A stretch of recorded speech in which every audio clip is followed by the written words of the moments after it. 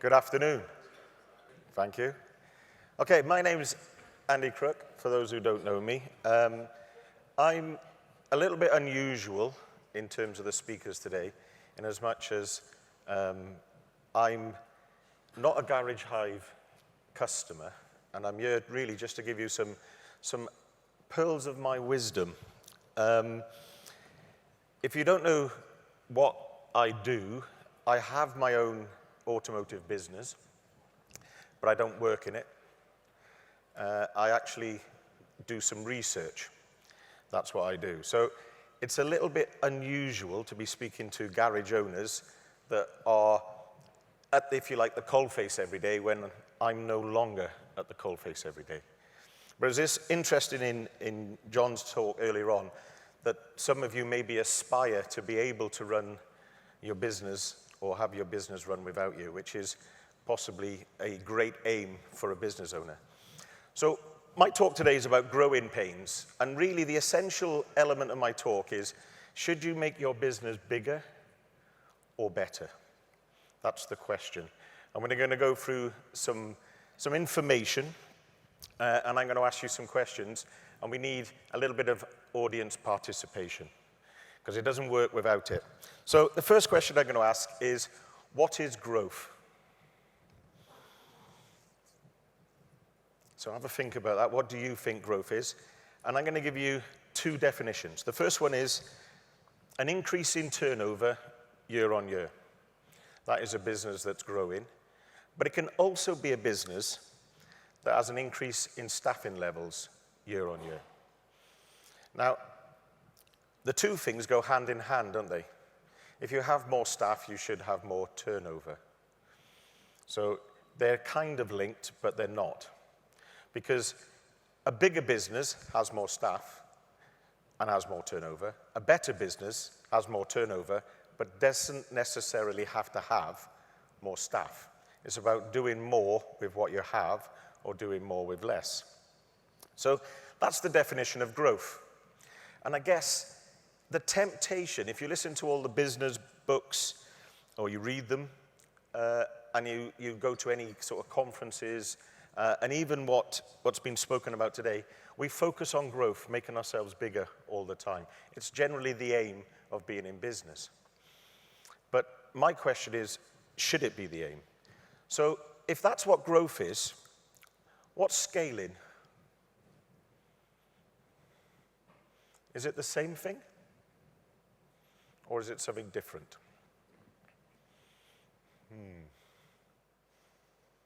Are the two things the same? Any ideas?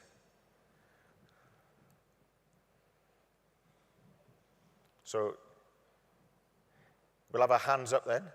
Is growth and scale the same thing? Yes. Let's have our hands up for yes. Yes? Hands up for no? Okay. So we're widely accepted they're not the same. Otherwise, they wouldn't have two different names. Pretty obvious. So what is the difference? So I'll tell you. The difference is simply growth, or scaling is growth of more than 20% per annum over a minimum 3-year period. So scaling is lots of growth, but over a longer period of time. Interestingly, only 3% of businesses achieve scaling in the UK. And a business that's scaling quickly goes from being a micro business to an SME. And if it's already an SME, it stops being a small to medium small sized enterprise and becomes a genuinely big business. So these things, businesses that are scaling, are unicorns. And the reason why they're unicorns isn't the 3%, is that they account for 50% of all small to medium-sized enterprises turnover in the UK every year. So they're a fraction of the number of businesses, but they do 50% of the turnover. They are vital to the UK economy, but they are unicorns because they're very, very difficult to come by.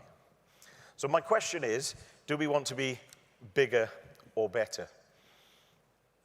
And I've used the reference image there of a great big piece of marble, or the statue of David. Bigger or better? I suppose it depends on what you want to do with it, doesn't it? If you wanted to drop one of those on someone and exterminate them, which one would you pick? If you want to look at one, which would one you pick? So it's interesting that we look at this and we consider, I'm asking the question bigger or better, as if one is better or more preferable than the other, because I won't say better twice. But what do we need to get a better business or a bigger business? Well, we need tools. And we need business tools as opposed to garage tools. And that's the difference. Because if I went out and bought Michelangelo's chisel, would I be able to carve David?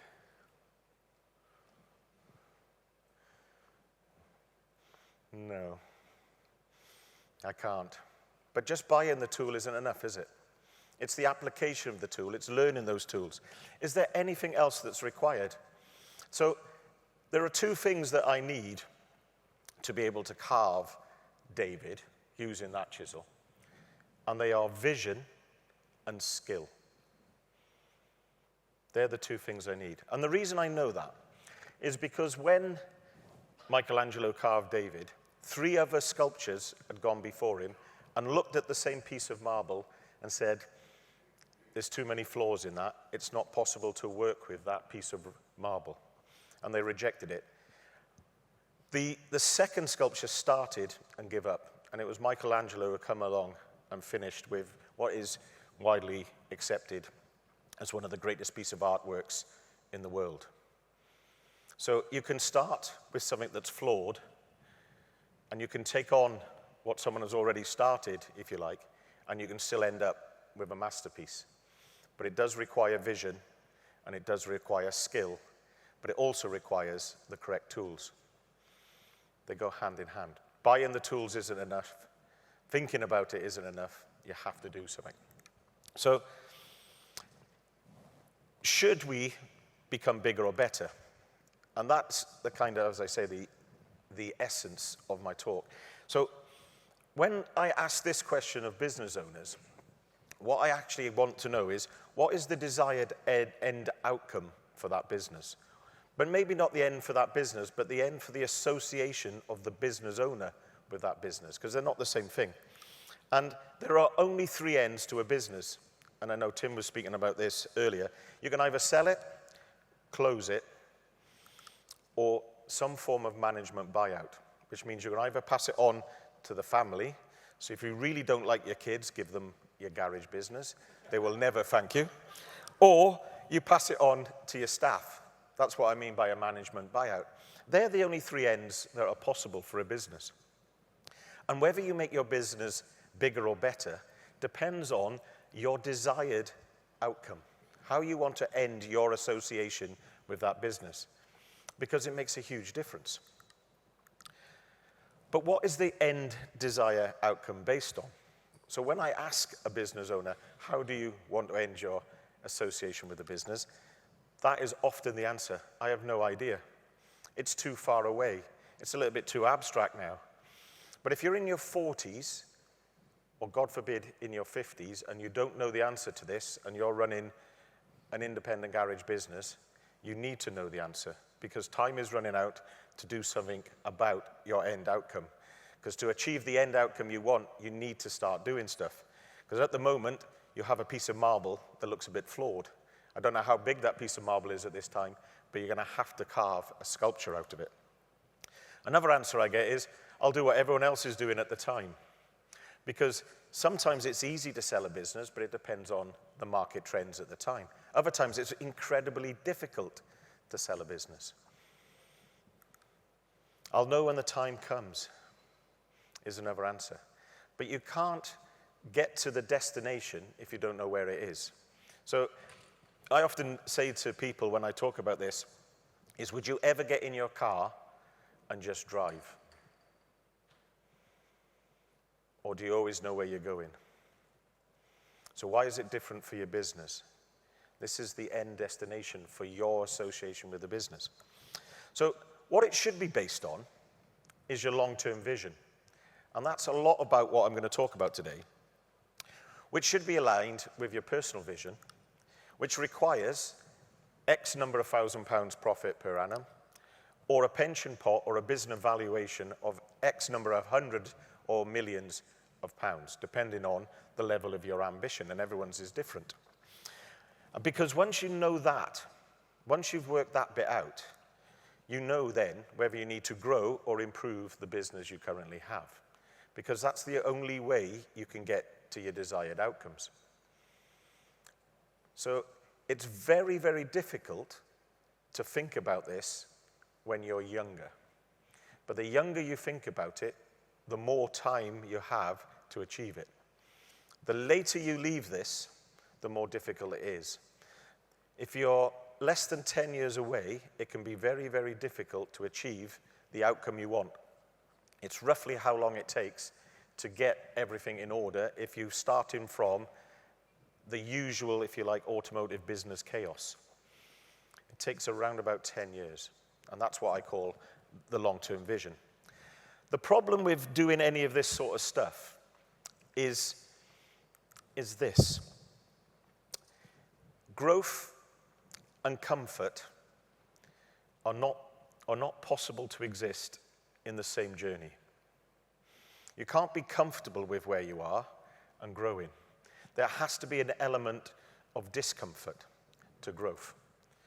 Yeah? Growth requires you to be uncomfortable. So what we need to do is we need to get comfortable being uncomfortable, which in itself is a mouthful.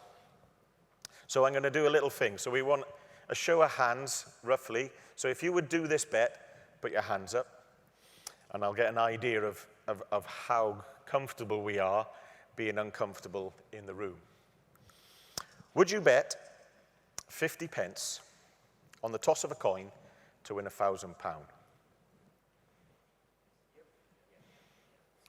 Just about everyone? Yeah. Oh, you lose some free with your money in here. Okay. Same question. Show of hands again, please. Would you bet £1,000 on the toss of a coin to win £1,000?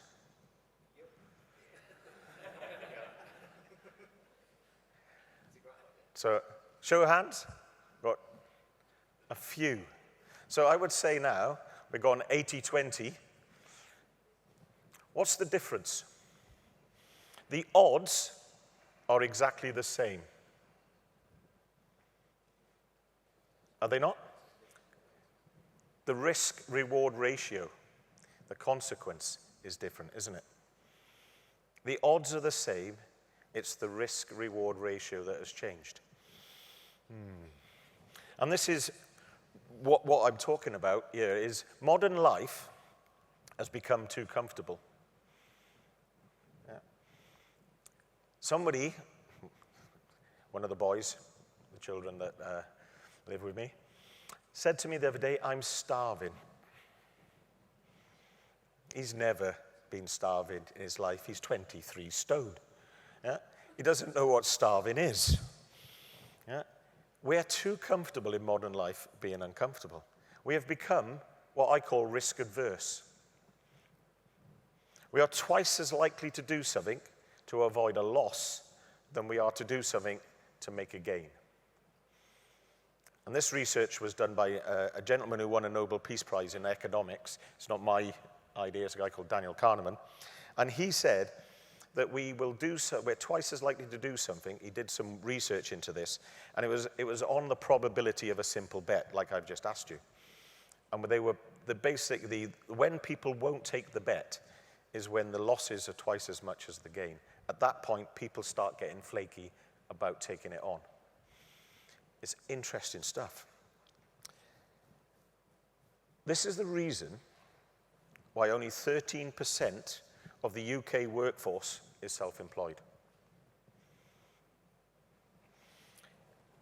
How many people, and be honest with yourselves here, don't put your hands up because you might not feel comfortable to do that, are worried about training your staff or invested in your staff because they might run off and operate their own business in competition with you.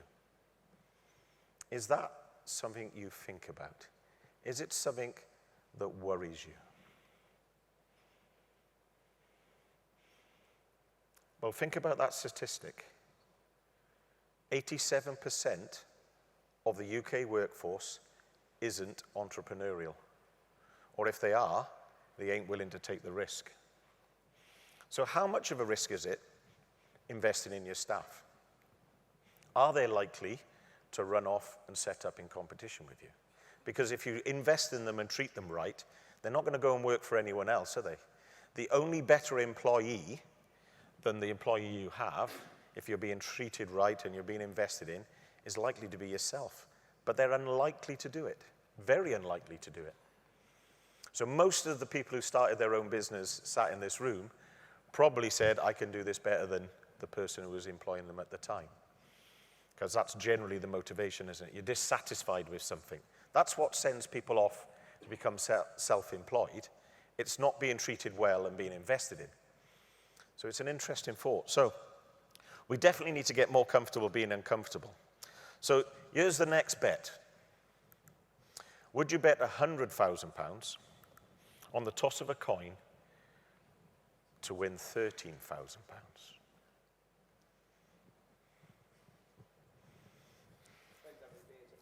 Well, yeah. Casino time. We put it all on black.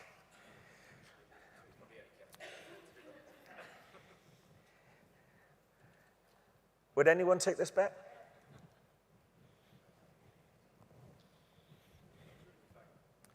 What's that? Well, they're the same as all the other ones, but why they are slightly in your...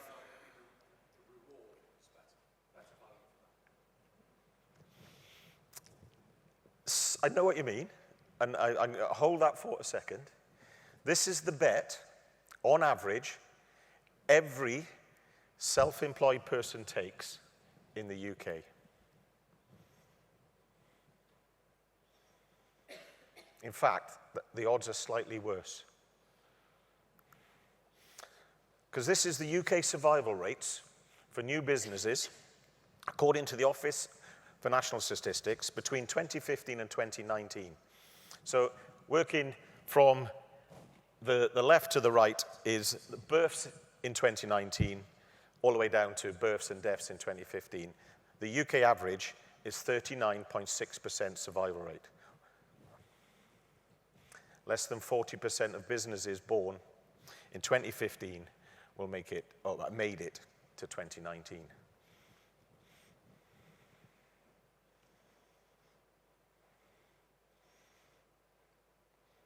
Wow.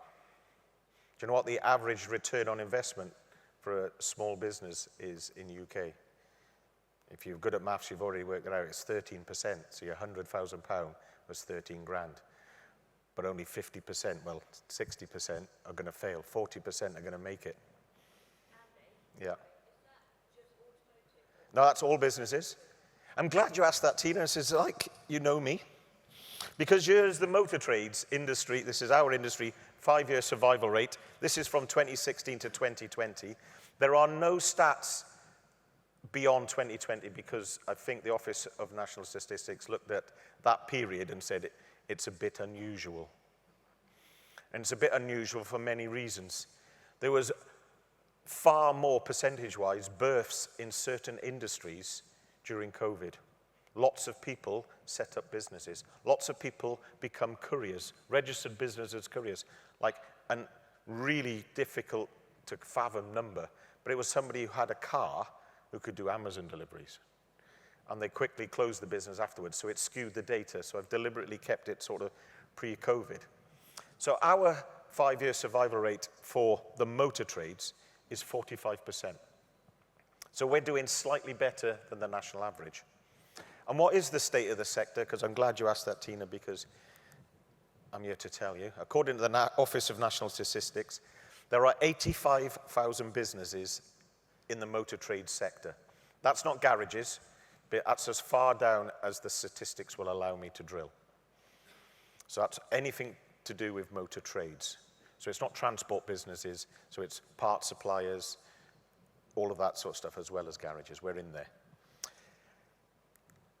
91% were born in the year 2000, so around about 8,000. So 9.1, so yeah. 9.1% were born in 2020, around about 8,000. Yeah. Hate it when my decimal's in the wrong place. I love it when my accountant gets them in the wrong place, as long as he's moving them in the right direction. And 7% ceased trading, so around about 6,000 businesses ceased trading in 2020, which means, as a sector, we're growing. It doesn't feel like it, though, does it? But as a sector, we're growing. And 3% of those motor trade businesses achieved scaling between 2017 and 2020.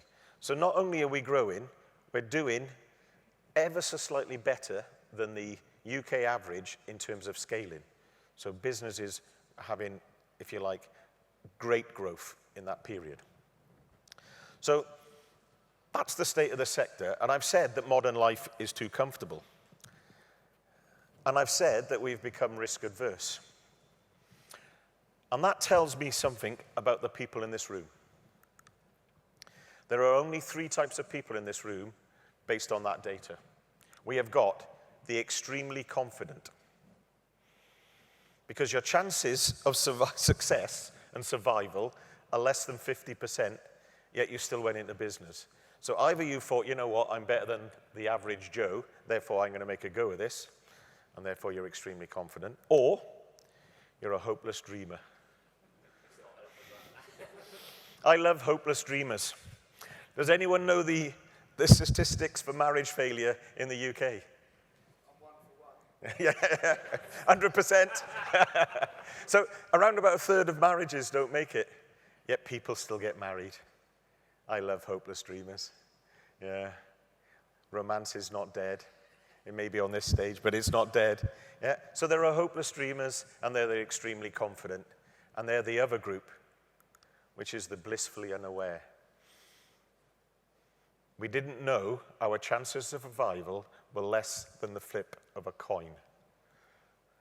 And we don't know, because I only found this stat out myself, that the actual UK average for a micro business is 13%, it's roughly somewhere between 12.5% and 17% for micro businesses. It's slightly bigger for SMEs in terms of return on investment. For every £100,000 into the business, you're going to get somewhere between 12.5 and 17,000 pound back.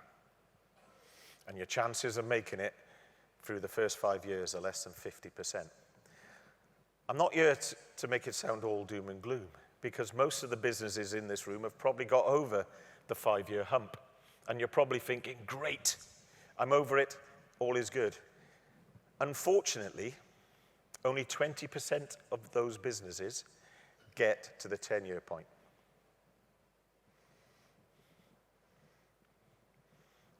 So if you think about it, year on year, ceasing trading, the most vulnerable point for any business is between the 5 and the 10-year point. What happens between the 5 and the 10-year point for most businesses is they try to grow. But they do it without thinking about why or how they're doing it. It's what I call accidental growth instead of intentional growth. So learning to be being comfortable, being uncomfortable. How can we do it? How can we start to train ourselves to do this? So one of the things I started doing to become more comfortable being uncomfortable was take a cold shower. And I can recommend this to anyone. Yeah, it does many things. The only people I don't recommend this to is anybody with a health complaint, because it can be a little bit stressful. It trains your mind and body to go outside the comfort zone. It develops willpower. In the middle of December in South Wales, when you're in the shower and it's lovely and warm, because this is what I do, the last minute of my shower, I turn the shower all the way to cold and I stay in there. And I stay in there and I have to do a 360, because it's nice when it goes down your back. Yeah. middle of December, this is when you go, you know what, it doesn't matter if I don't do it today. No one will know. At least I hope no one's watching me have a shower in the morning. It's not a great sight. But you know, and it develops willpower. And I've been doing this for a while. It makes you more resilient as a person. So if you want to learn a little bit more of this, there's a gentleman called Wim Hof. He's a bit of a hippie loony. And look him up on YouTube, and he's into this. He's into breathing techniques and cold showers. But there are other health benefits to this. It improves your circulation. It gives your immune system a boost, and this has been medically proven, and it increases your metabolic rate. So, as you can see, it's done wonders for my weight loss. Yep. So, when we're learning to be comfortable being uncomfortable, we need to step outside our comfort zone. And the easiest way to do this to improve your business is to set yourself huge goals. So big that you would feel stupid if you told someone. And then work out how you would achieve it and work backwards from the goal, setting yourself minimal viable efforts. And that is what I call your vision. You must invest in yourself because no one else will. You will develop valuable skills and make sure that you set yourself hobbies and interests outside of work. That is the advice. The reason for this, it has been proven by psychologists that when we set ourselves huge, great big goals that have nothing to do with our work, our life improves. But not only our life improves, our outlook improves, and we develop skills that are useful in the workplace. Remember that you cannot ride both trains. You cannot be on the growth and the comfort train at the same time because you will go nowhere. You need to pick which one you're in. When my story around this is quite, I think it's quite interesting because I was forced out of my comfort zone because I was on the comfort train. I had a job with a big corporation. My career was mapped out. I knew what was going to happen from when I more or less left school to when I retired. I knew all the stages. All I had to do was stay out of trouble. Not so easy. But that's all I had to do and follow the routine. Unfortunately, that didn't happen. There was a change in my life. It was unexpected and sudden. It's called happenstance, or shit happens. We have to be resilient when it does. And having these big goals or taking cold showers helps us with this. So what happened then is I had to set myself a different vision because the one I'd mapped out in my head was definitely not going to happen. I was no longer in that job. The life I thought I was going to lead was no longer the one I was going to lead. I needed to make change. And this is where I learned to develop my vision, and my vision became my mission. And I set out to achieve more than I ever could if I stayed on the comfort train. This was the biggest kick up the arse I ever had in my life. And I didn't know it at the time. It's only when I reflected back that I knew I did this. But I said to myself, if I can't do it there, I'm going to do something better somewhere else. And I'm going to show them is what I was done. I didn't know how much more because I didn't know where I was going myself. All I knew at that point was I was going to do more. And I'll tell you what happened is I set myself a vision. And the vision was really simple to begin with. If I'd stayed in my previous job, I would have done a HNC. I'd have had a promotion in work. And if I'd stayed in the job, I'd have had another promotion. I'd have been able to retire at 40 happy days. So I said, minimum I need to be able to do is a HNC. And that's what I needed to do. I went off and I thought, I'm going to get a HNC. But that wasn't enough. It wasn't a big enough goal. So I did a HND. Then I did a degree. Then I did a master's. And I'm currently doing a PhD. I've got one O-level. That's a GCSE for the younger people. I've got one O-level, and it's in English literature. How do you get there? That's really, really difficult. We'll come back to it. I wanted to be a member of the IMI. But I'm a fellow of the IMI. How did I get there? I wanted a pension income of £3,000 a month when I retire. Because my pension, when I got to 65, it would have been then, would have been around about £1,500 if I'd stayed in my other job, plus my state pension. So I wanted to double it. I need to do a little bit of work on that one, but I'm not far off. I currently do not go to work. My business pays me a sum of money every month, and it's not far off that, but I don't go there. When I finish my association with my business, I need to replace some of that income, which is something I'm working on. So how do you do that? You need to take action. A vision without action is a dream. So how do you get a HNC when you have no actual qualifications? You have to enroll in night school. You take the first step. How do you become a member, then a fellow of the IMI? You apply for affiliate membership. You take the first step. How do you get a pension income that you want? You get financial advice. You take the first step.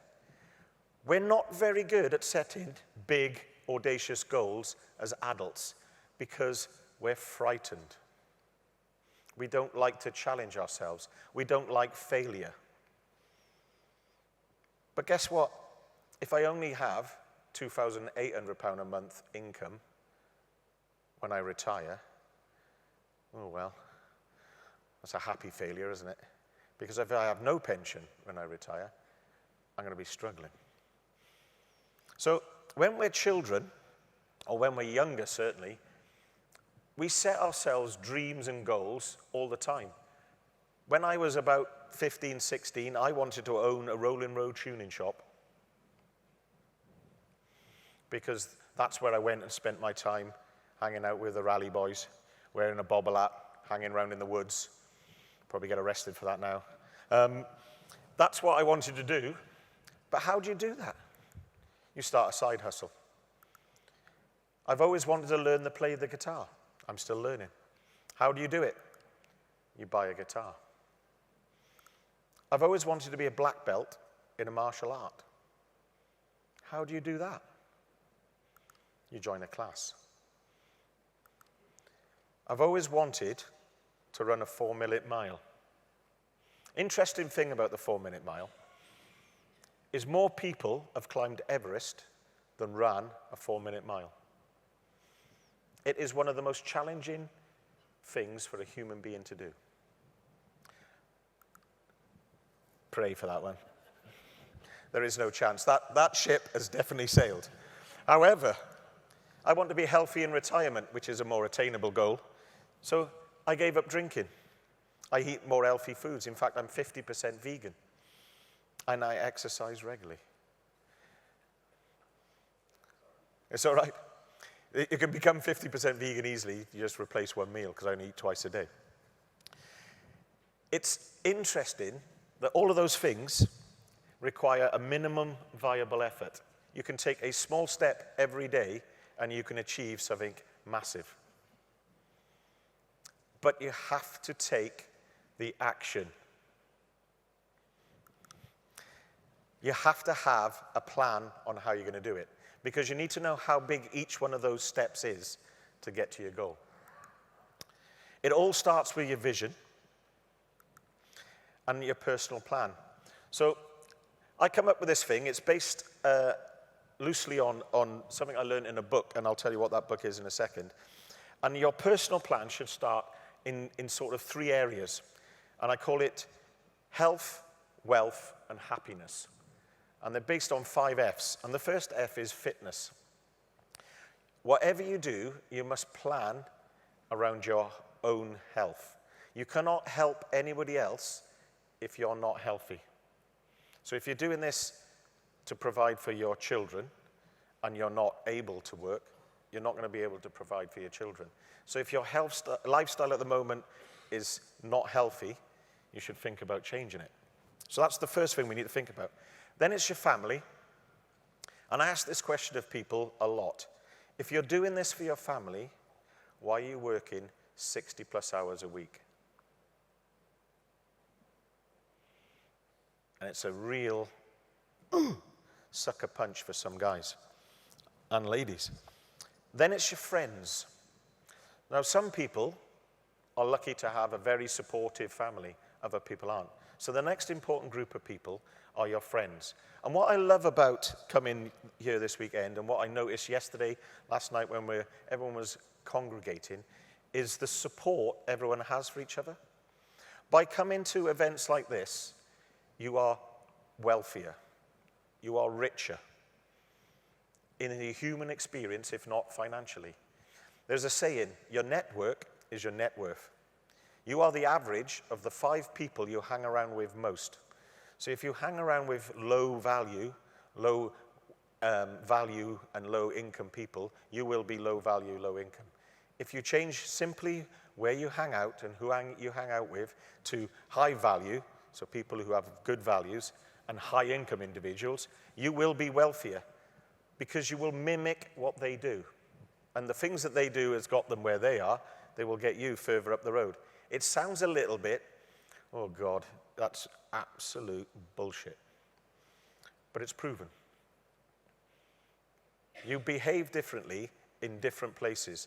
If you don't think that's true, right, go to a football match and change ends. So instead of standing in the end you would stand in, and see how you behave when you stand in the other end. You will not, if you support the red team, you will not cheer if the red team scores when you're stood in the blue team end. That's a powerful way of showing you how, where you are and who you're around changes your behavior. Next is your faith. Now, I don't believe in God. Yep, I don't believe in God. He hasn't struck me down. But it's not your faith, it's what you believe in. If you do believe in a God, that's cool as well. But it's your faith, what you believe in. What are your values? That's the next most important thing. And then it's finance. And what I actually believe is if you take care of the first 4 of those, the 5th one will take care of itself. It will happen. But you have to set yourself goals around it, because unfortunately, money makes the world go round. And your business plan should be set out with your vision, which is your long-term plan, which is broken. I reckon if you break your long-term plan down into 3 threes and a 1, you'll be able to achieve whatever you need to achieve. Because we can't see or think 10 years ahead, but we can think 3 years ahead. And if you break your 3-year goals down into, you're going to achieve 20% in the first year, and then you're going to achieve 30% in the second year, and in the final year of your 3, you're going to achieve 50% of that goal. That's how you break that down. And then what we're doing, we're working backwards from the huge, great big goal and breaking it down into smaller and smaller steps. And then we have our 1-year plan. And our 1-year plan is obviously informed by the 3-year plans. What we need to do to achieve either the 20%, the 30%, or the 50% of our 3-year plan broken down into 1 years. And then you have, in each of those years, 4 90-day objectives, 4 quarters to achieve that, which is your quarterly, monthly meetings, weekly targets, and your to-do lists. So you can bring a massive vision all the way back to what you need to do today by doing this. And it gives you your minimum viable effort. Remember the chisel. Remember what I said about the chisel. Building a better or bigger business depends on what you need from that business, but it also requires vision. Most people lack that vision. If you have your own vision, your business vision will be very, very easy to do. If you want to work on your personal vision, I have a free vision and values challenge that I'll show you where you can access it in a second. It's dead easy. You log on to, or you click on an email, a website address. You register, it's free. There's a big button that says register year, join year. Once you've registered, press join year, and you've got 7 days, and then you can re-register as many times as you want, share it with as many people as you want. And it takes you through a personal vision and values organizer. So it gives you the challenge, can you work it out? I have had people work on this for 6 months plus and still don't know the answer. Be warned, it asks you difficult questions. Questions no one's ever asked you. And it asks you to write down things about yourself. It's there, it's free. Then you can come up with your business vision, because you can't do it until you know what your business needs to do. Once you know what that business needs to do, you can build a business that serves you. Far too many people end up in a business that they're a prisoner of. They're serving their business instead of the other way around. And then you've got your skills. Do you have the necessary business skills? Most people who start an automotive business are good technicians. When did you last have business training? That's a key thing. If you want to learn a bit more about it, check out the Garage Owners Network. It's a Facebook group. It's free to join. Every week, I do a 15-minute talk on something about business. There's also a podcast. If you search with all your normal podcast, sort of Spotify, iTunes, it's on there. Just search for Garage Owners Network UK podcast, and you can listen to a 15-minute talk every week on these subjects. But you must have a plan. And remember the 3-3-3 plan, and then your objectives. Make sure you take minimum viable effort every day. The effort is what's required. The normal acronym here is action. But the difference between effort and action is you have to make the effort. And every time I have a conversation with someone about this, they say they're going to do, I'm going to do this. And I say, okay, that's great. What are you going to give up to get that? Because our life is already full. So a lot of people say, oh, I'm going to go to the gym. Okay, what are you going to exchange time-wise for your gym time? Oh, I'll go in the morning. So you have to give up an hour in bed. But it's not an hour, is it? If you're having an hour in the gym, you've got to get up, get dressed, go to the gym, come back, get showered, get dressed.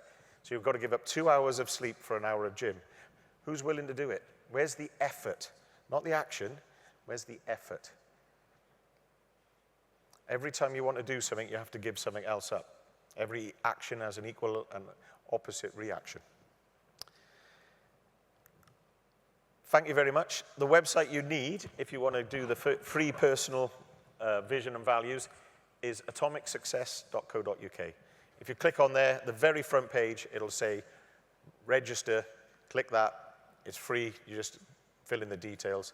Then you come back to the home page, press it again, and you've got access to the program of doing your own values, having a look at your vision, and it'll ask you some challenging questions. I get people who do it give me a lot of feedback. They say it's much harder than they ever thought. Because if I was to ask you the question later on tonight, what are your values? What is your purpose? What is your mission? You can't tell me. Most people can't. But once you know it, it informs every decision you will make for the rest of your life. Thank you very much.